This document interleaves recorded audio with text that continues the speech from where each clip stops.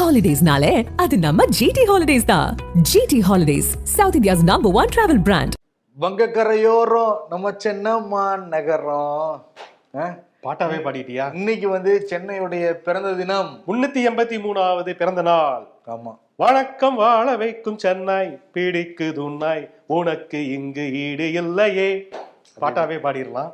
ஏன்னா சென்னை எல்லாருக்குமே ரொம்ப பிடிச்ச ஒரு ஊர் தான் அது. நம்மலாம் சென்னை வாசியாவே மாறிவிட்டோம். வேற ஊர்ல நீங்க வந்தா கூட இதுதான் வந்து சொந்த நகரமாவே நமக்குலாம் மாறிடுச்சு. ஆமா, சென்னை டே 383வது பிறந்த தினம்.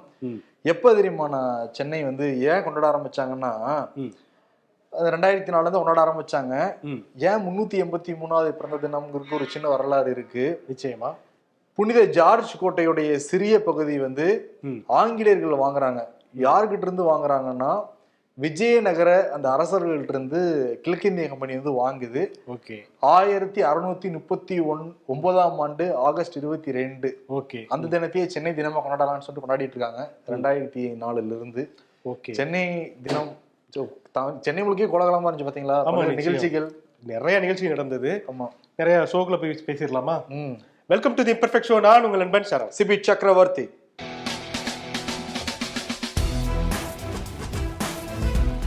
இந்த சென்னை டேல சந்தோஷமான விஷயத்தையும் நம்ம நண்பர்களோட பகிர்ந்துக்கலாம். என்னன்னா, இம்பர்ஃபெக்ட் ஷோ இனிமேட்டு ஸ்பாட்டிஃபைலையும் வரும். நீங்க வந்து கேட்கவும் செய்யலாம் அதை. ஆஹாஹா.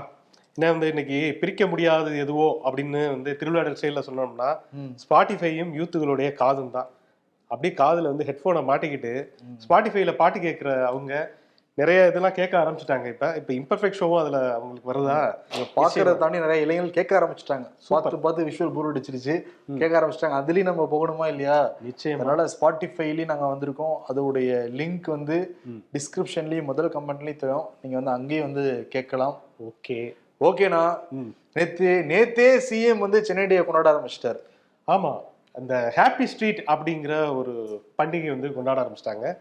6 to 9 அப்படின்னு ஒரு ஏதாவது ஒரு நாள் எடுத்துக்கிறாங்க. ஒரு சண்டே எடுத்துட்டு காலையில 6 மணிலேருந்து 9 மணி வரைக்கும் ஒரு முக்கியமான பரபரப்பா இருக்கக்கூடிய சாலை, டிராபிக் அதிகமா இருக்கக்கூடிய ஒரு சாலை அப்படியே பிளாக் பண்ணிட்டு மக்கள் வந்து அந்த சாலையில, அது நினைச்சே பார்க்க முடியாது, அந்த சாலையில வந்து அந்த நேரத்துக்குலாம் காரு சர்ருன்னு வந்து போயிட்டு இருக்கும். அந்த இடத்துல வந்து கிரிக்கெட் விளையாண்டா, வாலிபால் விளையாண்டா, பேஸ்கெட் பால் விளையாண்டா எப்படி இருக்கும், டேபிள் டென்னிஸ், எல்லாமே விளையாடாத விளையாட்டே இல்லைன்னு வச்சுக்குவேன். கூடைப்பந்துல ஆரம்பிச்சு எல்லாமே இருக்குங்க. அப்படி வந்து ஒரு விளையாட்டு எல்லாம் நேற்று வந்து நடந்தது. இது என்ன சென்னை அண்ணா நகர் தானா அப்படின்னு சொல்லிட்டு ரொம்ப ஆச்சரியமா இருந்தது. என்ன காரணம்னா, ஹாப்பி ஸ்ட்ரீட் அப்படிங்கிற அந்த ஒரு நிகழ்வை வந்து இன்னைக்கு ஆரம்பிச்சிருக்காங்க. நேற்று இருந்து ஸ்டாலின் தான் முதல்வர் போய் வந்து தொடங்கி வச்சாரு. தொடங்கி வச்சதோட மட்டும் இல்லாம அவரே களத்துல இறங்கி ஒரு 3 கேம் வந்து விளையாண்டுட்டு அப்படி ஒரு பேச்சை வந்து பேசியிருந்தாரு. அந்த பேச்சு தான் வந்து பயங்கர ஒரு விஷயமா எல்லாருமே பேசுறாங்க. என்னன்னா, எனக்கு நான் இவ்வளவு சின்ன பையனா தெரியுறேன்னா அதுக்கு காரணம் என்னன்னா, உடல் குறித்த ஆர்வம் தான். வைரமுத்து வந்து சொல்லுவாரு, எப்பவுமே வந்து பசிச்சு உட்காருங்க சாப்பிடுறதுக்கு, அந்த பசி அடங்குறதுக்குள்ள எந்திரிங்க அப்படின்னு சொல்லிட்டு. அதுக்காக பட்டினி கிடங்க அப்படின்லாம் சொல்ல வரல. நமக்கு எது தேவையோ அதை வந்து உணவா எடுத்துக்கணும். அதே போல அந்த உணவு செரிக்கிறதுக்கான உடற்பயிற்சியை செய்யணும். நான் டெய்லி வந்து உடற்பயிற்சி செஞ்சிருவேன். ஒரு நாள் விட்டு ஒரு நாள் யோகா செய்வேன். அப்புறம் நிறைய வந்து வாக்கிங் போவேன். பாயிண்ட்டுக்கு வாங்க, அதெல்லாம் ஓகே. மெயினா உதயநிதின்னு சொன்னாரு, அதுதான் எல்லாம் சொல்லிட்டு இப்படி இருக்கிறதுனாலதான் வெளிநாட்டுக்கு நானும் உதயநிதியும் போகையில, என்ன 2 பேரும் அண்ணன் தம்பியா அப்படின்னு வந்து கேட்பாங்க. உதயநிதிக்கு நீங்க அண்ணன் மாதிரி இருக்கீங்க அப்படின்லாம் சொல்லுவாங்க. நீங்க சிரிக்கிறது புரியுது, ஒண்ணுமே சொல்லல. ஆனா வந்து அவர் வந்து சொன்னாரு, நான் வந்து இளமையா இருக்கிறதுக்கு காரணம் உடற்பயிற்சி தான் அப்படின்னு சொல்லிட்டு நேற்று சைக்கிளிங் வேற போயிட்டு அப்படியே போயிருக்காரு. ஆனா உதயநிதிக்கு அண்ணேன்னு சொன்னாரு பாத்தீங்களா, அங்கதான் கந்தர்வ கோட்டை சமஸ்தானமே ஆடி போயிடுச்சுக்கிறாங்க. அப்ப அவரு கொஞ்சம் எங்க இல்லையா? நான் என்ன சொல்றது, நான் ஒன்னும் சொல்ல விரும்பல, மக்கள் சொல்லுவாங்க. ஓகே, இந்த சைடு ஏடிஎம்கே சைடு போவோம். ஏடிஎம்கே சிறந்த பஞ்சாயத்து முடிகிற மாதிரியே தெரியல. ஆமா, இன்னைக்கு எடப்பாடி பழனிசாமி மேல்முறையீடு செஞ்சிருந்தாரு. அது வழக்கு விசாரணை இன்னைக்கு வரணும். ஆனா வந்து நாளைக்கு வருதுன்னு சொல்றாங்க. நேத்தே வந்து அந்த கெடு முடிஞ்சு போச்சான. நீதிமன்றம் வந்து ஒரு கெடு வச்சிருந்தாங்க அதிமுக தொண்டர்களுக்கு. அந்த ஜூலை 11ஆம் தேதி ஓபிஎஸ் தரப்பு இபிஎஸ் தரப்பு 2 பேருமே மோதிக்கிட்டாங்க. கிட்டத்தட்ட 3 எம்எல்ஏக்கள் உட்பட 45 பேர் படுகாயம் எல்லாம் அடைஞ்சு ஆஸ்பத்திரியில எல்லாம் போய் வந்து சிகிச்சை எடுத்துட்டுலாம் வீடு திரும்பினாங்க. நீதிமன்ற உத்தரவு போட்டிருந்து என்னன்னா, ஒரு குறிப்பிட்ட கால வரைக்கும் யாருமே தொண்டர்கள்லாம் போகக்கூடாதுன்னு சொல்லியிருந்தாங்க. இதோட முடிஞ்சு போச்சு. ஆனா எடப்பாடி என்ன பண்ணிருக்குன்னா, வாய்மொழியா உத்தரவு போட்டுருக்காங்க, யாருமே தலைமை அலுவலகத்துக்கு போகவே போகாதீங்க, ஏன்னா நீதிமன்றத்துல வழக்கு நடந்துகிட்டு இருக்கு, அந்த வழக்கெல்லாம் முடியட்டும், ஏன்னா பல்வேறு ஆவணங்கள்லாம் வந்து சூறையாடி இருக்காங்க ஓபிஎஸ் தரப்பு. இப்ப நீங்க போயிட்டீங்கன்னா நம்ம மேல நம்ம கேஸ்ல எழுதிருவாங்க, அதனால நீங்க யாரும் போக வேணாம் அப்படிங்கிற மாதிரி சொல்லியிருக்காங்க. நேற்று கேபி முனுசாமி வேற ஓபிஎஸ் வந்து புடின்னு பிடிச்சிட்டாங்க. ஓபிஎஸும் இபிஎஸும் இணையறதுக்கான எந்த சூழலுமே இல்லைங்கிறது தெரியுது. ஓபிஎஸ் வந்து வெளிப்படையாகவே ஒன்னா வாங்க ஒன்னாக்கலாம் அப்படின்லாம் அழைப்பு விடுத்தாலுமே எடப்பாடி மறுத்தாரு. எடப்பாடி அன்கோ எல்லாருமே தொடர்ந்து மறுத்துட்டு தான் இருக்காங்க. நமதம்மா நாளிதழ்லயே ஃப்ரண்ட் பேஜ்ல இதெல்லாம் போட ஆரம்பிச்சிட்டாங்க. ஓபிஎஸ் வந்து அழைக்கிறதுக்கு எந்த விதமான உரிமையுமே இல்லை, அந்த இயக்கத்துல வந்து ஏற்றுக்கொள்ள முடியாத நபரா இருக்காரு வந்து ஓபிஎஸ், விமர்சனம் செய்யறதுக்கே நாங்க வந்து வெக்கப்படுறோம். பொதுக்குழு நடைபெற அந்த உரிமையாளர்கிட்ட போய், அந்த மண்டபம் இருக்குல்லண்ணா, அந்த மண்டபத்தோட உரிமையாளர்கிட்ட போய் கலவரம் நடக்க போகுதுன்னு அனுமதி கொடுக்காதவங்கலாம் ஓபிஎஸ் சொன்னாராம். இப்படிப்பட்டவர்கிட்ட நாங்க எப்படி வந்து திருப்பி கூட்டு வச்சுக்க முடியும், கலவரம் வேற செஞ்சிருக்காரு அவரு, எங்களை அழைப்பதற்கு ஓபிஎஸ்க்கு எந்த விதமான உரிமையும் கிடையாதுன்னு சொல்லிட்டு கேபி முனுசாமி வந்து சொல்லியிருக்காரு. ஆக மொத்தத்துல நீதிமன்றம் உத்தரவு போட்டாச்சு, ஒருங்கிணைப்பாளர் இணை ஒருங்கிணைப்பாளர் சேர்ந்துதான் பொதுக்குழுவை கூட்டணும் உத்தரவு போட்டா கூட மேல்முறையெல்லாம் பேருக்கு விசாரிக்கிறோம்னு வச்சுக்கோங்களேன். ஆனா கூட எடப்பாடி பழனிசாமி தரப்புலாம் முடியாதுங்கிறதெல்லாம் ஒத்தங்களா நின்றுட்டு இருக்காங்க. இவர் சேர்க்கவே மாட்டேன் அப்படின்னு சொல்லிட்டு அவரை ஒரு மனுஷனாவே நான் மதிக்கல அப்படின்னு இபிஎஸ் தரப்பு சொல்லுது. ஆனா வந்து இரட்டை தலைமை தான் வேண்டும் சொல்லி கொஞ்சம் கூட இதே இல்லாம ஓபிஎஸ் வந்து கூப்பிடுறாரு. அவரு வித்தியாசமான ஒரு கேரக்டரா தான் இருப்பாரு போல ஓபிஎஸ். ஏதாவது தொடச்சு பாரு போல இருக்கு அவரு. அரசியல்வாதிக்கான எல்லா லட்சணமும் இருக்கக்கூடிய ஒரே கொஸ்டின் அதிமுக கொஸ்டின் தான், அதுலயும் ஓபிஎஸ் இருக்காருல்ல. ஆமா, என்ன பண்ணாலும் வந்து சேர்றேங்கிறாரு, இது பண்றேங்கிறாரு. சரி விடு, அவரு நீ சொன்ன மாதிரி அந்த ஒற்றை தலைமைக்கு லாய்க்கு இல்லாத ஆளாதான் இருக்காரு. சரி, இந்த பக்கம் இன்னொரு திமுகல சென்னை டே எல்லாம் வந்து கொண்டாடிட்டு இருக்கோம். ஆனா சென்னையில ஒரு சின்ன மழை பெஞ்சாலே வந்து மழை நீர் எல்லாம் அங்கங்க தேங்கிருதுல. முக்கியமான பாயிண்ட் ஆக்சுவலி இது. நேற்று மழை பெஞ்சுது, எங்க ஏரியால ஒரு போட்டி விடலாம் போல இருக்கு வேளச்சேரியில. ஆமா, அதுக்கு பதில் சொல்லியிருக்காரு நகர்ப்புற மேம்பாட்டுத்துறை அமைச்சராக இருக்கக்கூடிய கே நேரு வந்து சொல்லியிருக்காரு. அது ஏன் வந்து அப்படி தண்ணி தேங்குதுன்னா அப்படிதான் தேங்குமா, அப்படிதான் தேங்கும். அது கொஞ்ச நாள் தான் அப்படி தேங்கும். ஒரு 4-5 கிலோமீட்டருக்கு வந்து இப்ப நிறைய இடங்கள்ல அந்த இணைப்பு பாதையெல்லாம் வந்து போட்டுட்டு இருக்கு. ஸோ அந்த வடிகால் வந்து இன்னும் முழுமையான பணிகள் முடியல. சில இடங்கள்ல 30% முடிஞ்சிருக்கு, சில இடம் 40%, சில இடங்கள்ல 70% முடிஞ்சிருக்கு. இது எல்லாமே இன்னும் அரைகுறையா இருக்கிறதுனால அடுத்த மழை மற்றும் அதுக்கு அடுத்த மழையில தான் வந்து முழுமையாக குடிநீர் வடிகால்லாம் அந்த இது மழைநீர் வடிகால்லாம் அப்படியே போயிடும். அப்போ வந்து இந்த டைம் மழை பெஞ்சதுன்னா சென்னை மிதக்கும் தானே சொல்ல வர்றாரு அவரு. இல்ல, இப்ப வந்து அதுக்கும் சொல்றாரு, இந்த தடவை மழை பெஞ்சா அங்கங்க தேங்கும், ஆனா அதுக்கான நடவடிக்கையா உடனடியாக பைப்பு போட்டு நாங்க எடுத்துருவோம் அப்படின்னு சொல்லியிருக்கோம். எடுக்கலையே இன்னைக்கு. நேற்று மழை பெஞ்சது, வேளச்சேரியில இங்க ஏரியாவே வந்துட்டு தான் இருக்குன்னு யாரும் பைப்பு லாச்சும் எடுக்கவே கிடையாது. போன டைம் ஸ்டாலின் சத்தியெல்லாம் பண்ணாரு, இனிமேட்டு சென்னை மிதக்காத கடைசி தரேன்னாங்க. இவரு கேந்திர வந்து அடுத்த முறை அதுக்கு அடுத்த முறையெல்லாம் வந்து சொல்லிட்டு இருக்காரு. ஏன்னா இப்ப வந்து மழை சீசனே தொடங்கிடுச்சு, ஆகஸ்ட் வந்துருச்சு. போன வாரம் தான் எங்க தெருவுலயே குழி பறிச்சிருக்காங்க. சூப்பர், புல்டோசரை வச்சு. அப்ப எந்த லட்சணத்தை வேலை செஞ்சிருக்காங்கன்னு தெரியுதா இல்லையா? எனக்கு எப்ப செஞ்சிருக்காதுக்கான வேலைய, கோடை காலம் வெயில் வெளுத்து வாங்கிட்டு இருந்துச்சு, ஏப்ரல்ல மார்ச்லாம். அப்ப வந்து இதெல்லாம் போட்டுருந்தாங்கன்னா ஓகேங்களா, கரெக்டா குழி பறிச்சுட்டு போறாங்க, மழை வந்து இந்த குழியை ஃபுல்லா நிரப்பி விட்டுருச்சு. Okay, super. ஆக்சுவலி என்னன்னா சென்னையை பொறுத்த வரைக்கும் இந்த மழைநீர் வடிகால் அப்படிங்கிற ஒரு விஷயம் எந்த ஆட்சியா இருந்தாலும் சரி, அடுத்த முறை வந்து மழைநீர் தேங்காதுன்னு சொல்லுவாங்க, அப்புறம் மறந்துடுவாங்க. அதுக்கு அடுத்த முறை அப்படின்னு சொல்லிட்டே போவாங்க. திமுக இதை வந்து உண்மையிலேயே அவங்க சொன்ன சொல் தவற மாட்டான் இந்த கோட்டைச்சாமி அப்படிங்கிற மாதிரி நினைச்சாங்கன்னா நிச்சயமாக இந்த அடுத்த மழை வர்றதுக்குள்ள அவங்க வந்து எல்லாத்தையும் தீர்த்துடணும். மழை வந்துருச்சு. என்னத்த கோடை காலத்துல இந்த வேலையை பண்ணிருக்கணும். அவசர கதியில கடைசி நேரத்துல பண்ணா எந்த லட்சணத்துல அந்த இது இருக்கும் மழைநீர் வடிகால். இது மரம் குறுக்கிடுதா, லைட்டு கம்பி குறுக்கிடுதா, அவர்தான் சொல்றாரு. கடைசி நேரத்துல பண்ணா எப்படின்னா, ஆமா நம்ம குறுக்கிட்டுதானே செய்யும். ஏன்னா கீழே வந்து ஃபுல்லா கரண்ட் ஒயர் போகுது, என்னென்னமோ போய்கிட்டு இருக்குல்ல. ஏப்ரல் இருந்து அப்ப இருந்து பண்ணியிருந்தா ஓகே. இப்ப கடைசி நேரத்துல வந்து உங்க ஏதோ ஒரு பழமொழி எல்லாம் சொல்லுவாங்க, எனக்கு வரல, ஆட்சியுடைய பழமொழி, அந்த காலத்து ஆட்சியோட கடைசி நேரத்துல தான் எல்லாமே செய்வீங்களாங்கிற மாதிரி தான் இருக்கு இவங்களோடது எல்லாமே. வாழை பிடிக்கிறது நம்ம கூட சொல்லலாம். ஆமா, சரிண்ணா. இந்த சைடு ஜெயலலிதா மரணம் குறித்து ஆணையெல்லாம் அமைச்சுக்கிட்டு இருந்தாங்க. இப்ப எய்ம்ஸ் ஒரு அறிக்கையை கொடுத்துருக்காங்க. 2016 செப்டம்பர் 22 7:45 மணிக்கு ஜெயலலிதாவுக்கு போயஸ் கார்டன்ல இருந்தப்ப உடம்பு சரியில்லாம போச்சு. அன்னைக்கே ஒரு 10:45 வந்து அவங்கள அப்போலோ மருத்துவமனையில போய் அட்மிட் பண்றாங்க. அதுக்கு பிறகு பார்த்தோம்னா டிசம்பர் 5 அவங்க வந்து உயிர் பிரியுது. அதுக்கு நடுவில் அந்த 75 நாட்கள் அம்மா இட்லி சாப்பிட்டாங்கன்னாங்க, நல்ல ஆரோக்கியமா இருக்காங்கன்னாங்க, இப்படி பல கதைகள்லாம் சொல்லிட்டு இருந்தாங்க. ஆறுமுகசாமி ஆணையம் அமைக்கிறதுக்காக ஓபிஎஸ் வந்து தர்மயுத்தம்லாம் அவர் நடத்தினாரு. இதெல்லாம் வரலாறு. இப்போ என்னன்னா இந்த எய்ம்ஸ் குழு அவங்கள தான் வந்து ரொம்ப முழுமையாக நம்பிட்டு இருந்தாங்க இந்த விசாரணையில. அவங்க வந்து ஒரு அறிக்கையில வந்து என்ன சொல்லியிருக்காங்கன்னா, தீர்க்கப்படாத நாள்பட்ட சர்க்கரை நோய் வந்து அவங்களுக்கு இருந்துச்சு அப்படின்னு. ஏன்னா அவங்களுக்கு வந்து இந்த கேக் போன்ற விஷயங்கள், ஸ்வீட் போன்ற விஷயங்கள்லாம், திராட்சை பழங்கள்லாம் வந்து ரொம்ப பிடிக்குமா. அதை வந்து அவங்க வந்து குறைச்சிக்கவே இல்லை. கடைசி வரைக்கும் வந்து அது ஹாஸ்பிட்டல்ல அட்மிட் ஆகிறதுக்கு முன்னாடி வரைக்கும் அதை எடுத்துக்கிட்டாங்க. அவங்க குறைக்கலையா இல்ல கூட இருந்தவங்க எக்ஸ்ட்ரா கொடுத்து விட்டுட்டு இருந்தாங்களா? அதை வந்து இங்க டவுட் நிறைய பேர் கிளப்புறாங்க இப்பவே. ஆனா அவங்க வந்து என்ன சொல்றாங்க, இந்த காரணத்தினால ரத்த அழுத்தம், உயர் ரத்த அழுத்தம், ஹை பிளட் ப்ரெஷரும் இருந்தது. இது ரெண்டும் சேர்ந்து அவங்களுக்கு வந்து கடுமையாக இதயம் மற்றும் மூளை ரெண்டுலையுமே வந்து செயலிழந்து போச்சு. ஒரே நேரத்தில் செயலிழந்ததுனால கடைசி நேரத்தில் அந்த சுவாச பிரச்சனைகளை உயிர் போகக்கூடிய ஒரு சூழல் ஏற்பட்டுருச்சு. மற்றபடி வந்து சிகிச்சையில எந்த கோளாறும் இல்லை, முறையான சிகிச்சை தான் அவங்களுக்கு வழங்கப்பட்டது அப்படின்னு எய்ம்ஸ் மருத்துவமனை சொல்லியிருக்கு. முறையான சிகிச்சை தான் கொடுக்கப்பட்டிருக்கு. ஆனா அந்த அறிக்கை இப்படி பார்த்தா முறையான உணவு கொடுக்கப்படல, அந்த வியாதின்னு தெரிஞ்சுக்கிட்டு எக்ஸ்ட்ரா கொடுத்துருக்காங்கன்ட்டு சொல்ல வராங்களா எய்ம்ஸ்? இதுக்கு என்ன சிரிப்புக்கு என்ன அர்த்தம் எனக்கு புரியுது. இதுக்கு வந்து நோ கமெண்ட்ஸ் தான் சொல்லணும். இதுக்கு நடுவுல ஆறுமுகசாமி ஆணையம் வேற ஒரு 500 பக்கங்கள் அறிக்கையை ரெடி பண்ணிட்டாங்க. 148 பேர்ட்ட விசாரணை பண்ணியிருக்காங்க. உலகத்திலேயே அதிக முறை ஜவாப் வாங்கி அதாவது கால நீட்டிப்பு செஞ்சு 14 முறை செஞ்சு இப்ப வந்து ஒரு வழியா அந்த அறிக்கையெல்லாம் ரெடி பண்ணிட்டாங்க. ரெக்கார்ட்ல பதிய சொல்லுங்க ஆறுமுகசாமி ஆணையத்தை. இப்ப அந்த 500 பக்க அறிக்கையை வந்து முதல்வர் மு க ஸ்டாலின் போய் கொடுக்க போறாங்களா? ஒரே அறிக்கையா வந்து எல்லாமே வாங்கிட்டு இருக்காங்க. ஆனா நடவடிக்கை எடுத்த மாதிரி தெரியவே இல்லை. அருணா ஜெகதீசன் அறிக்கை வந்து மே மாசமே சமர்ப்பிச்சாங்க. அதே வெளி லீக் ஆகி ஜெயக்குமார் கத்திக்கிட்டு இருக்காரு. எப்படி லீக் ஆச்சுன்னு தெரியல, அதை விசாரிக்கணும் அப்படிங்கிறாங்க.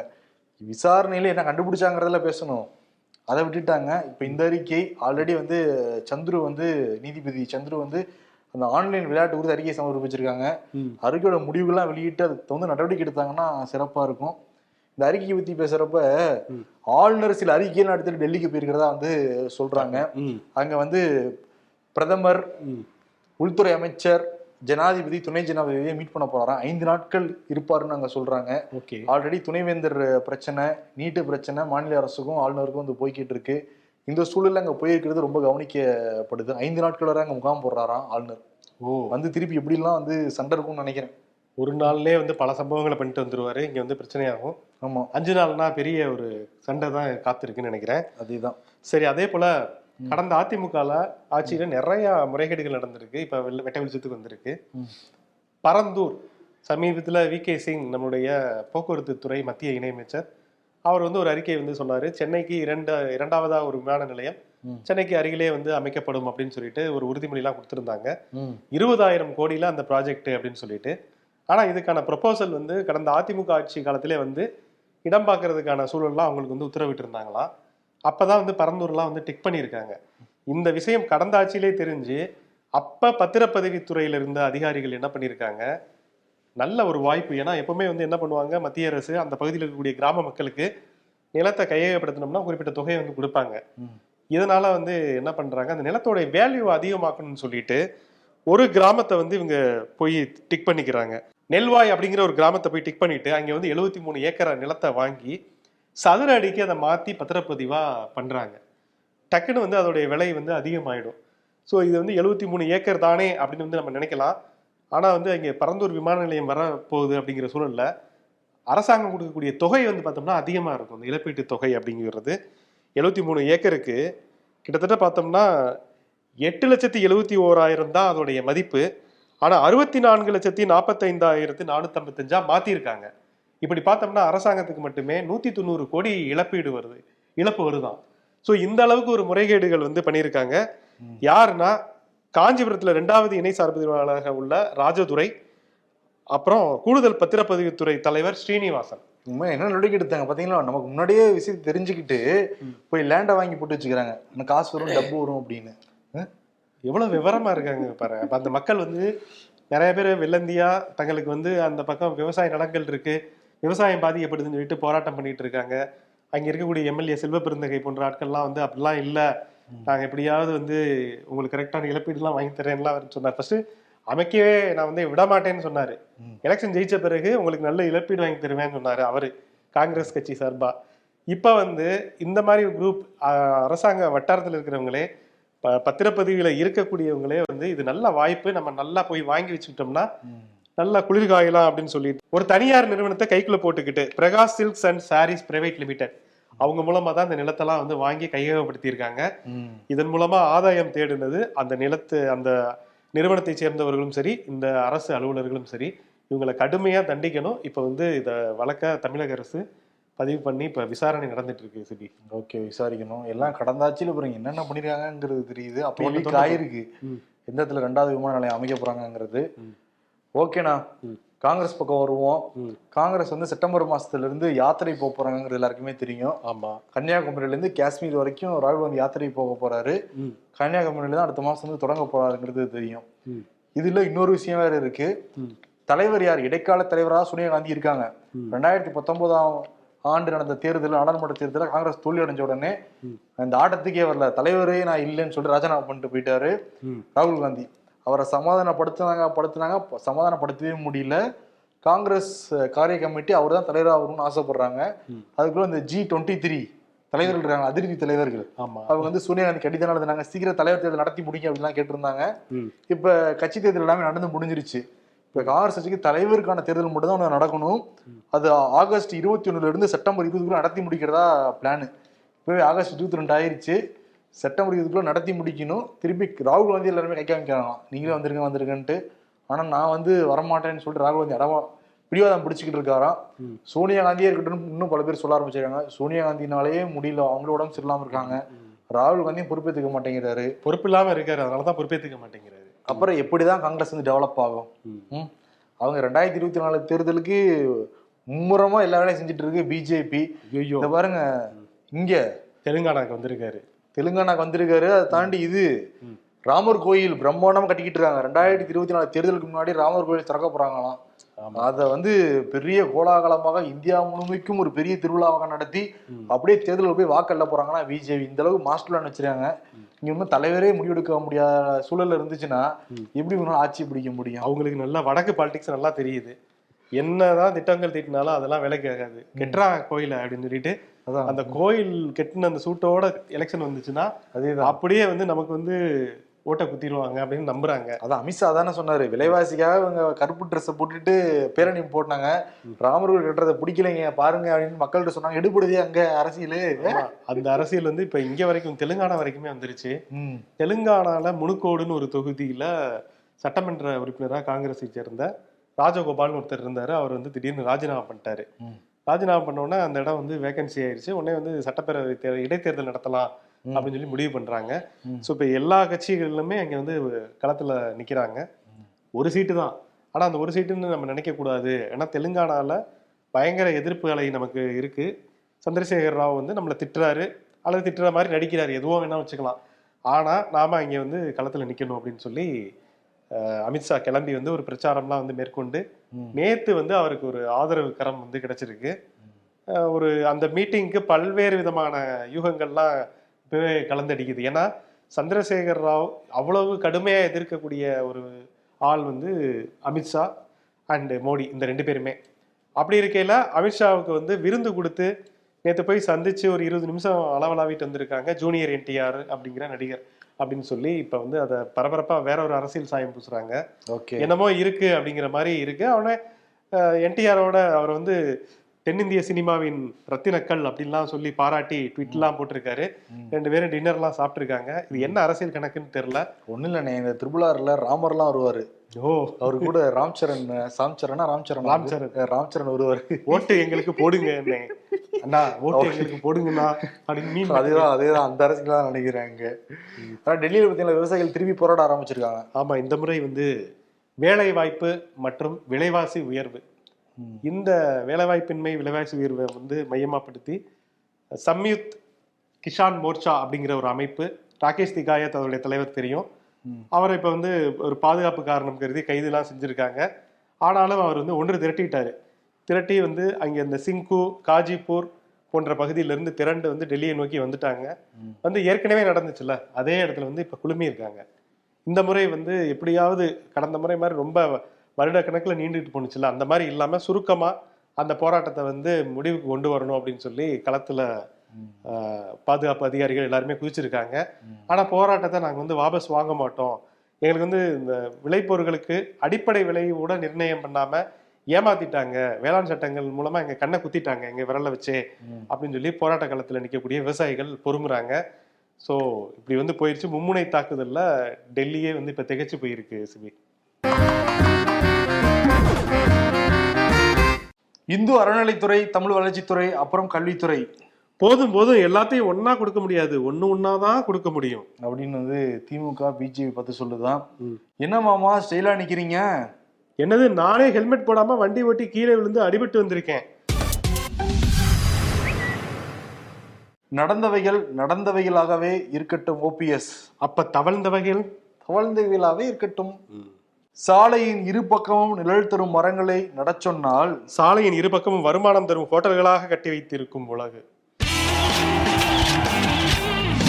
யாருக்கு விருது இன்னைக்கு கொடுக்கலாம் அப்படின்னா மத்திய அரசுக்கு தான் வந்து கொடுக்கணும். ஆளக்கூடிய பாஜக அரசுக்கு. வடக்கே வந்து திரும்பவும் விவசாயிகள் போராட்டம் பெருசா வந்து வெடிச்சிருக்கு. அதே போல இங்க தேர்தல் களத்துல வந்து இறங்கி நாங்க ராமர் கோயில் கட்டியிருக்கோம் அப்படி இப்படின்னு சொல்லி பிரச்சாரம் பண்றதுக்கு அமித்ஷா தெலுங்கானா வரைக்கும் வந்திருக்காரு. ஆனா மக்கள் பிரச்சனையை யாருமே வந்து கண் திறந்து பார்க்கவே இல்லை. ஸோ அதனால இவங்க 2 பேருக்குமே வந்து கண் திறந்து பாருங்கய்யா அப்படின்னு சொல்லி அவார்டு கொடுக்கலாம் அப்படின்னு தோணுது. ஓகே, கண் திறந்து பாருங்க ஐயா, பாருங்கய்யா பாருங்கய்யா, கண் திறந்து பாருங்கய்யா அப்படின்னு பாடிடுவோம். ஓகே, நீங்களும் ஸ்பாட்டிஃபைல கண் திறந்து பாருங்க, உங்களுடைய ஆதரவுகளை வந்து தாங்க. ஆமா, காது வச்சு கேளுங்க. நன்றி, வணக்கம். நன்றி நன்றி நன்றி. ஹாலிடேஸ்னாலே அது நம்ம GT Holidays தான். GT Holidays, South India's #1 travel brand. You know you are special when you're with GT Holidays.